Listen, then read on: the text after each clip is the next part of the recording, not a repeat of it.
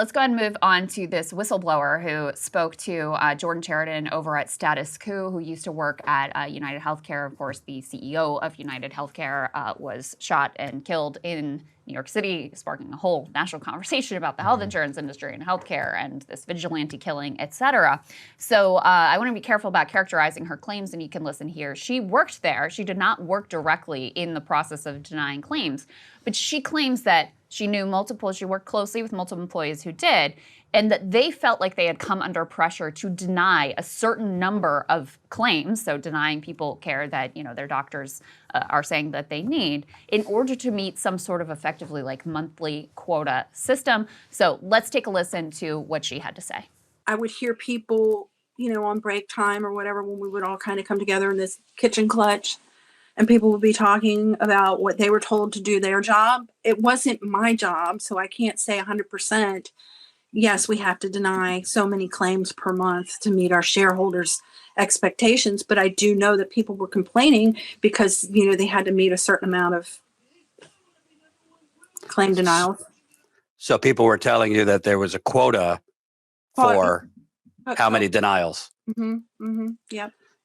Which is kind of like less deadly, but, cops towards the end of the month, you have a quota, how many tickets you have to give out. Right. So, this is a claim that needs more reporting, more verification, but I think worth putting out there because this is someone who used to work at the company, has no reason we know of, at least, to lie about what she heard that was going on there. There was also, let's put this up on the screen, there was someone online who said, listen, I've heard the same thing. My mom used to work for a different insurance company. I remember her coming home crying because she got in trouble for not denying enough claims. She got fired for not meeting quota after a couple of months. I would also say Wendell Potter, who was former health insurance executive who left the industry and has become a whistleblower, has also spoken to these type of behavior and just, the pressure that exists throughout these companies where if you're going to make as much profit as possible, you are inherently incentivized to deny as many claims as possible. So you're having to pay out less, but of course still taking in the same amount in terms of premiums. We also know, Saagar, based on the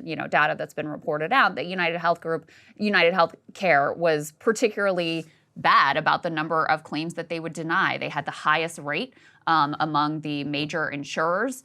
We also know they were being sued for implementing this AI algorithm to deny claims that had, according to the claims in the lawsuit, a 90% error rate. So, like I said, this is a claim that needs more reporting and more verification, but it would not be shocking to learn that there was some either official or unofficial quota type system within this insurance industry. No, yeah, definitely not. And look, I don't know. I mean, in terms of the insurance industry, things are very much up in the air right now, just because of the Trump administration that's coming in and which direction that they decide to take things. And, you could foresee a situation where they try to mess with pre-existing conditions or the healthcare marketplace. The individual mandate is already gone, so that's not the big change that they might want to do, but there's a lot of things on the edges that they could change in terms of how the insurance marketplace themselves would work. Literally going through this right now, shout out to open enrollment. It's a pain in the ass. It's like every American. It's just unbelievably expensive. It's unbelievable.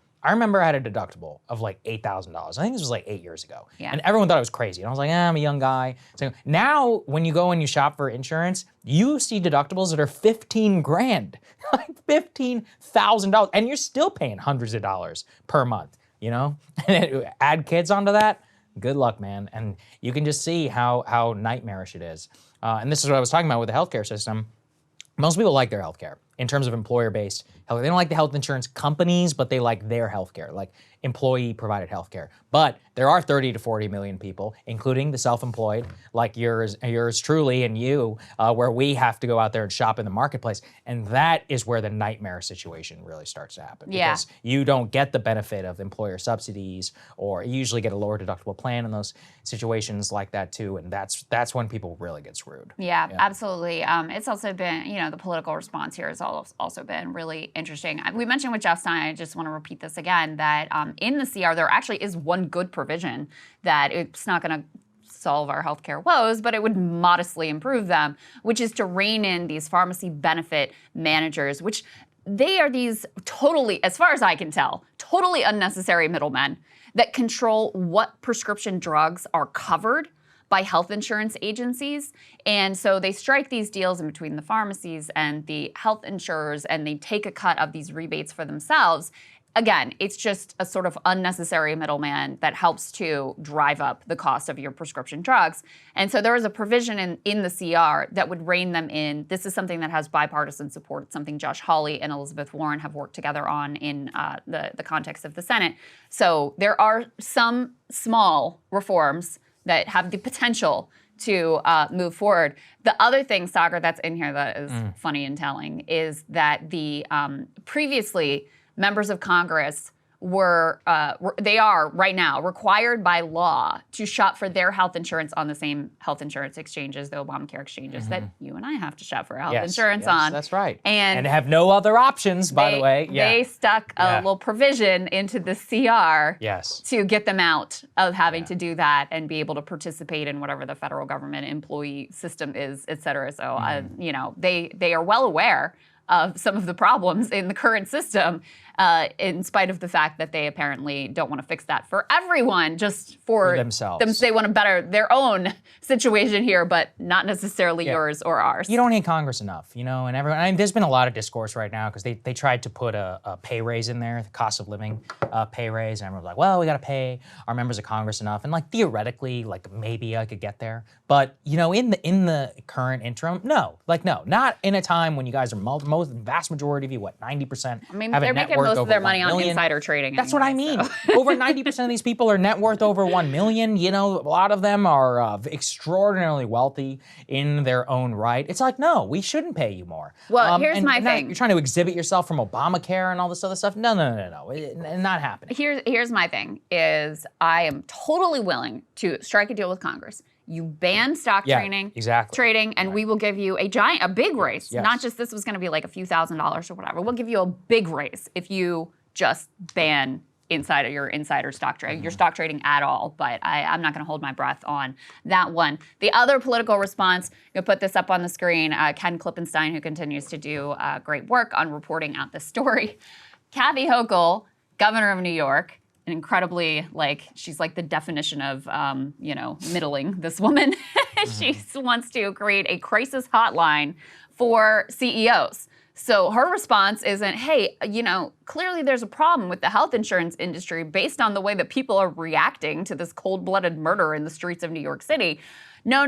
Let me make sure that CEOs have a special hotline exclusively for them to report perceived threats. This is the same woman that Ken reported on, and we brought you this information here as well, who convened 175 CEOs and other corporate representatives, as well as Homeland Security and counterterror officials, to discuss how to share intelligence with corporate security. So, you see whose priority, who she prioritizes in terms of making sure their lives are smooth and that they feel total comfort and are fully protected by the state. And then, the other thing that Ken notes here, and Ryan and Emily covered, the fact that they charged Luigi Mangione with terrorism, which was not unexpected. And listen, I mean, I think he did intend to cause terror. So from that perspective, I understand the charge. But I'm also concerned because between the arrest of this woman in Florida for just saying something mean to a health insurance representative, and Seb Gorka, who's the incoming terror czar, is out now comparing people who have been, expressing their upset at the health insurance industry, and some going so far as to sort of lionize Luigi Mangione as some sort of folk hero, characterizing them as a sort of domestic terrorist akin to the Weather Underground in comments that he made to Newsmax. So, the concern is that this is one more justification for the U.S. government to use to surveil and violate civil liberties and, have a whole new group of quote-unquote anti-corporate extremists that they are using to quash free speech and censor and surveil, et cetera. So that's something to keep an eye on. Terrorism laws are mostly unnecessary. They're like hate crime statutes. They're just like socially acceptable ways to smack even more years onto people when we have perfectly good laws on the books already. Like they're completely murder. Political and arbitrary. No, that's what I mean. Yeah. And then also you get to enforcement. It's like, well, if it kills somebody because they're white and not because they're black, it's like, well, do you still hit them with the hate crime statute? That's literally happened before, by the way. And of course, there's always a big debate. It's prosecutorial discretion, etc. That's why I just think it's stupid, because it becomes political, and we just use them as enhancements instead of, we have perfectly good laws on the books in every state against murder. Yeah. That's all you need, Yeah. you know, to lock somebody up. If you want to consider all that other stuff, you can take it in for sentencing or for, you know, probation or whatever. But yeah, I just think it's crazy because they do this to circumvent going around a normal murder charge and hit somebody with even more mandatory time. Or I don't know the exact in and outs, but this was all passed usually in the post 9/11 hysteria era, and we have enough now to know that this stuff is just grossly like unconstitutional, deprives people of civil liberties, and is just a socially acceptable way of just hitting people with political charges, none of which you even need. And this is not a defense of Luigi Mangione. Prosecute him for murder, okay? First-degree murder. Yeah. You can easily do that. Plenty. But yeah, exactly. I mean, you'll probably still spend life in prison, so what's the point? Because here's the thing, you could make the case that basically any murder is terrorism. And, you know, they have really stretched these definitions in the past. So you're absolutely correct. Yeah. It's unnecessary to have these laws on the books whatsoever. And, you know, we've seen the way that these panics over quote unquote domestic extremism have been used against the American public and to gravely violate people's civil liberties. We certainly saw it during the War on Terror. We've covered some of those cases here where, you know, basically if you didn't have the FBI, the deep state in there actively radicalizing people, leading them up to the, hey, let's do this plot together. Here's the money to be able to effectuate. Why don't you buy a ticket to, you know, go fight the jihad in Syria? And then so they radicalize these people, they set them up, and then they swoop in. Oh, look, we've disrupted this grand plot. So you saw that during the War on Terror.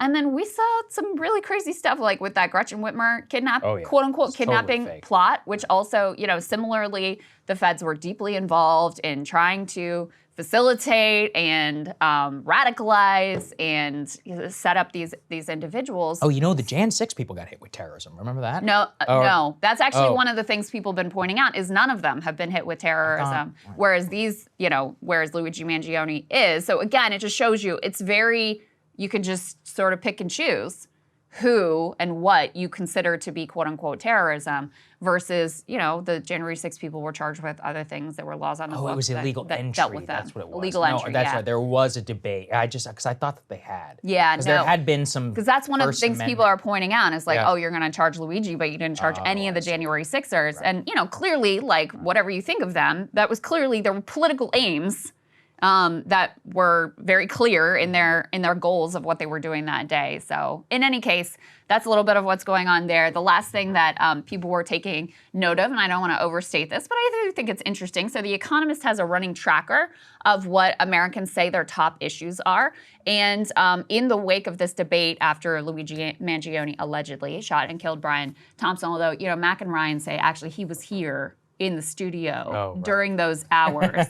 So, and Mac actually said that while he was back in the control room, he told him that he's allergic to McDonald's. So there's a lot of pieces here that don't add up. But in any case, in the wake of that murder, healthcare has shot up to be the #2 issue. Surpassing immigration in The Economist's ongoing tracker. Inflation still #1. I don't want to overstate the case because it actually already was a pretty significant issue, so it only spiked up a little bit. We could put the chart up on the screen. You can see for yourself. This is the 3-month tracking, and this is a little bit difficult to see. The top line is inflation. Okay, inflation and prices, 23.5% say this is my most important issue. And this is the type of poll where you can only pick one. Some polls are like you can pick multiple. Okay, so 23.5% of people say that is my #1 issue.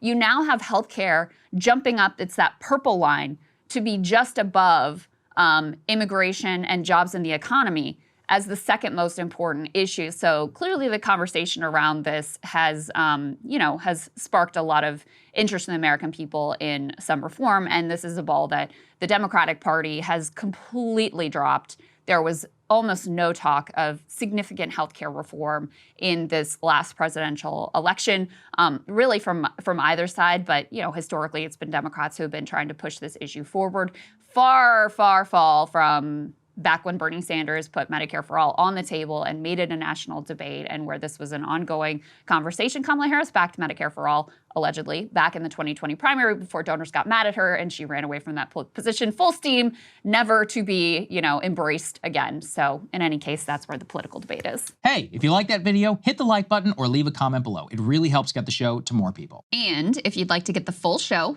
ad-free and in your inbox every morning, you can sign up at breakingpoints.com. That's right. Get the full show, help support the future of independent media at breakingpoints.com.